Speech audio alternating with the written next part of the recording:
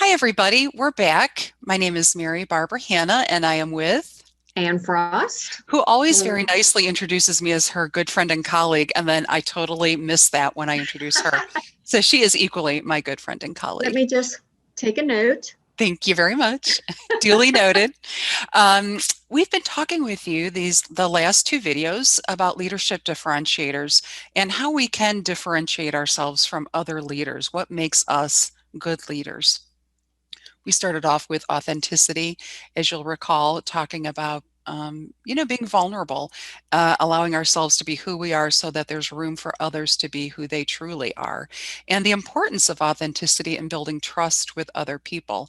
And it takes time. There isn't any, you don't just wake up one day and be like, oh, I trust everybody. No, it takes time. And I think we actually talked about actions, Mhm. these and bringing out the best in others. Is that where we talked about actions? Maybe? Yes, it is. Good Well, thank segue you, to the next co-host slide. Anna. Thank you. Yeah, I You're couldn't quite awesome. remember. There we You've are. done this before. Yeah, a little bit, a little bit. You are what you do. So this idea of trusting and being authentic with other people helps us to, number one, bring out the best in ourselves. And as we've talked about, that's really key in leadership. You have to continually be the best version of yourself and be able to do the things that you want to be able to do with other people. So you have to trust yourself, bring out the best in yourself, as you'll notice under point number two, to encourage yourself. It's easy to be critical of ourselves, but we really want to find the ways to encourage ourselves and to quiet the inner critic. Because when we can quiet our inner critic, it makes it possible for us to start quieting the critics, the critical pieces of other people. When other people are critical of themselves, we recognize it more readily and we can Mhm. address that. And that's actually where we're leading to today, Anne, which is our final slide. Thank you. Being open to giving and receiving feedback. Now I'm going to move our little picture over so we can see, for me anyway. I just, as Anne is our queen of PowerPoint, and I love this picture. I laugh every time I see it because this little boy is so serious about what he's doing and so convinced that the contraption he has assembled will indeed reach outer space and those people living on Mars. Well, and just I had a flash of insight here. Isn't that what we all do? We're so confident and we've worked so hard to make something happen. So giving and receiving constructive feedback about that sometimes Yes, becomes personal, absolutely. and therefore it's kind of difficult to really listen and look at feedback as the gift it has been often described to be. A gift sometimes wrapped in a brown bag. Yeah, set on your fire on your front porch. Exactly. Exactly what I was thinking. Thank you for finishing the thought. So when we talk about being open to giving and receiving feedback, I think Anne and I, we decided that we would talk about receiving constructive feedback. And let's just face it, when other people are giving you feedback, it's not often constructive. They have a message, something they're trying to tell you, and anyone's immediate response may be to be defensive, to explain why Mhm. it wasn't your fault that happened or why it was someone else's responsibility. And part of being a good leader is listening. And this is where that is a key skill to use when people are Mhm. giving you feedback. Just being able to listen to the words they're saying and sort through what is within your control and what is without your control. You Mhm. can't do anything Absolutely. about it.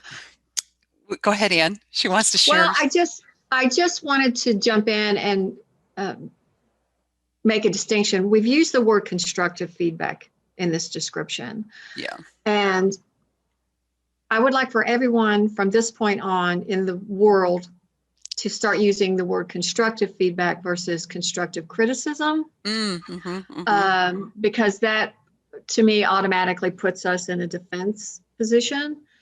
And when we talk about the word constructive in the statement, that's really a two component thing.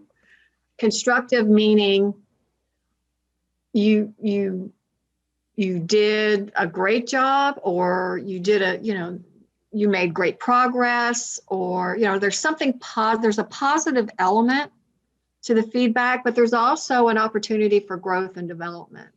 So as a team leader, your job is just kind of marry those two so the person gets a lot of good takeaway information that it's not just the parade, or it's not somebody in a class one time said, well, you're just sweeping things underneath the rug. It's like, no, we're giving them something positive, or acknowledging their progress.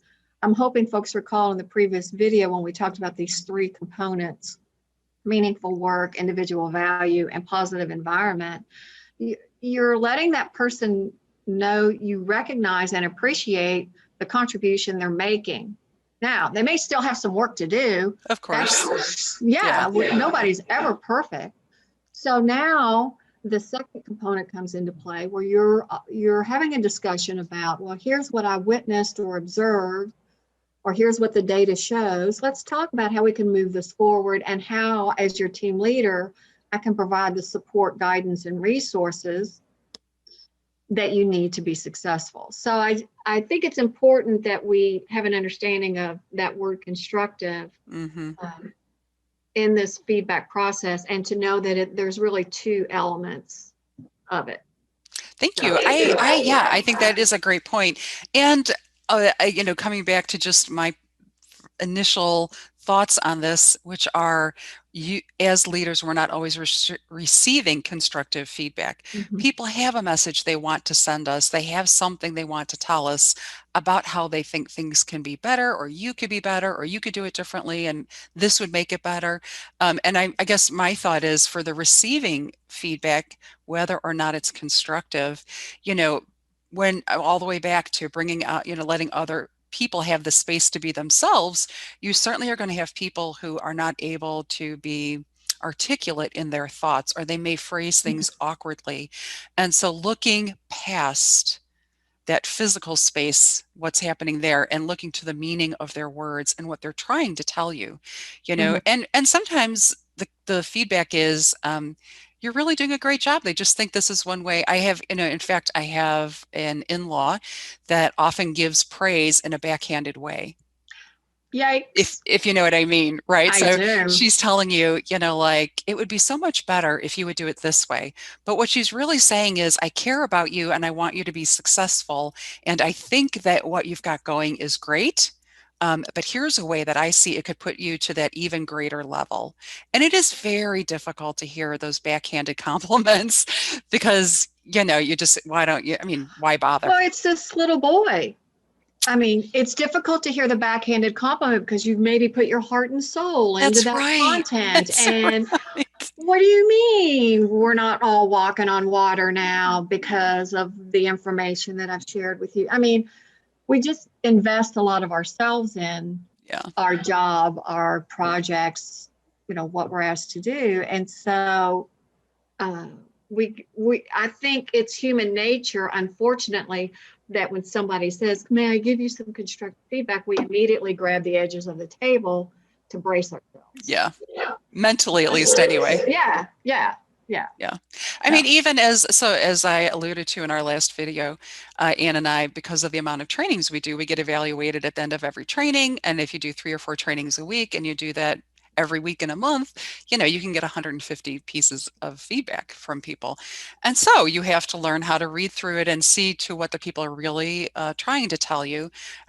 We've had it all from, this was the worst training I've ever been to. It was so boring.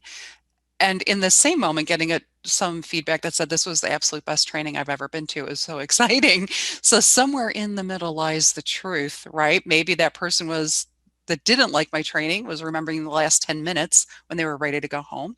And the person who thought it was great was remembering the first 10 minutes when they first got there and they were excited and full of energy. So part of being a great leader, what differentiates you from other leaders is your ability to receive feedback from people, whether it's constructive or not, to know when to take it to heart and when to build on it and when to just gently set it aside.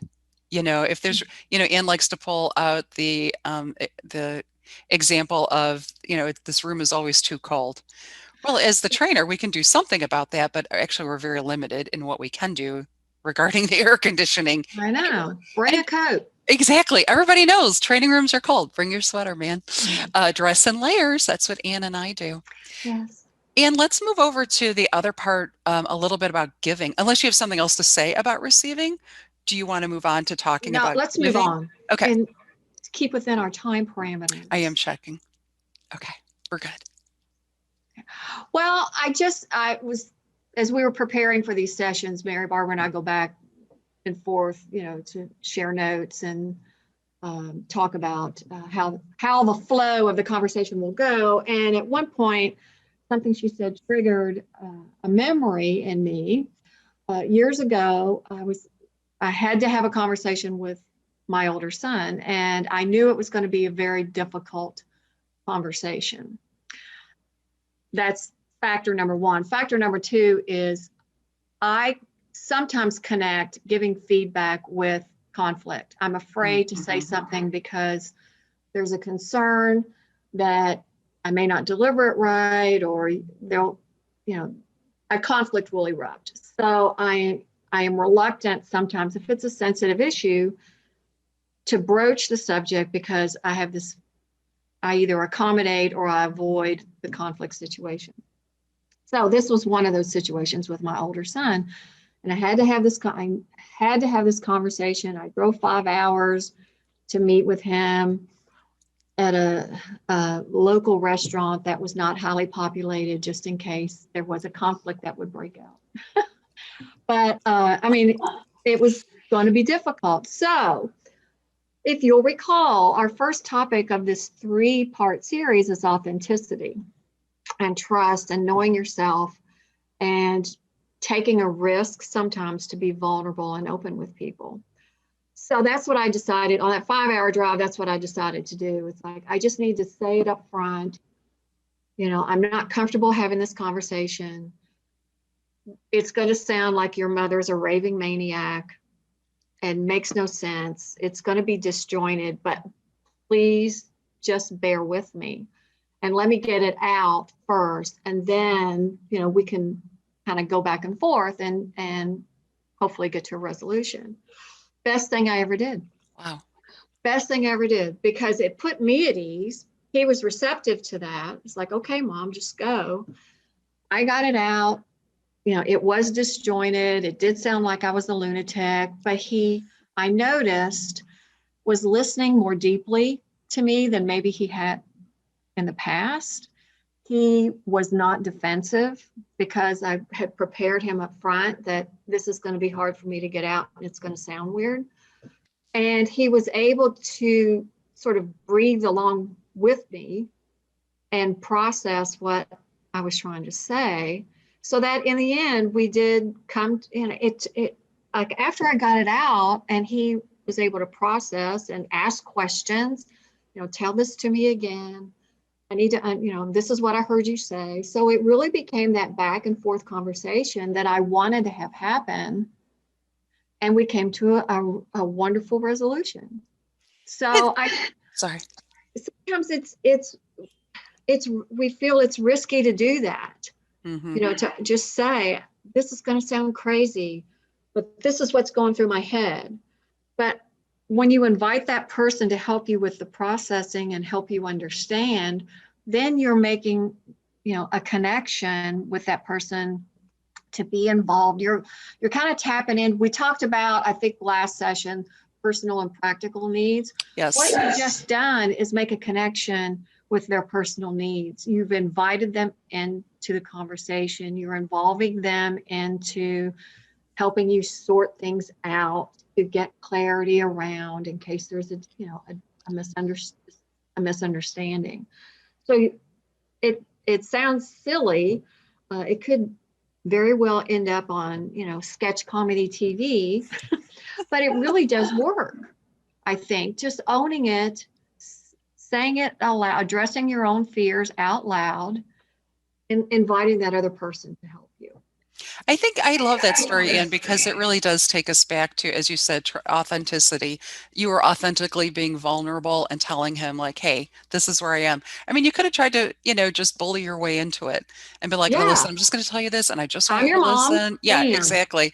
But you started off by that, using that authentic part of you and then giving him the chance. I mean, I just love that idea of him listening more deeply and not being defensive. And so in that way, you really brought out the best in him or gave him that opportunity to Yeah, bring out the best of himself absolutely. so that you walked away having a constructive conversation, but also with this amazing memory. Hmm. It isn't a sore point. It isn't a touchstone for what went wrong for all these years, whatever. It's this place you go back to and be like, you know what? Here's one time it worked and I know it'll work again. Yeah, Yeah. absolutely. Yeah. And we've lived happily ever after, Oh, that's so nice. I know. Well, listen, we do have to wrap up. So, Yes. our three differentiators for being an excellent leader are trust, authenticity, bringing out the best in others, and being open to receiving and giving constructive feedback. And any final words for our listeners today? I just want to thank everybody for tuning in, Yeah. listening. If you have any questions, uh, I'm not sure how we could get those questions, but I sure would like to look at them. Yeah, right. So if people have I any don't know. questions, you can contact OU's Voinovich School of Leadership, and they will get those questions forwarded on to us. There will be some information posted at the end of this video that Or tells them how to contact. feedback. Maybe we could get some What? constructive I feedback. think that's a great idea. That is exciting. All right. All So, right. if you've learned anything about Anne and I, it's very difficult to stop talking. So we are ending here, and Yes. thank everyone for their time and attention, and hope to talk to you again soon. All right. Thank you, All right. everybody. Thank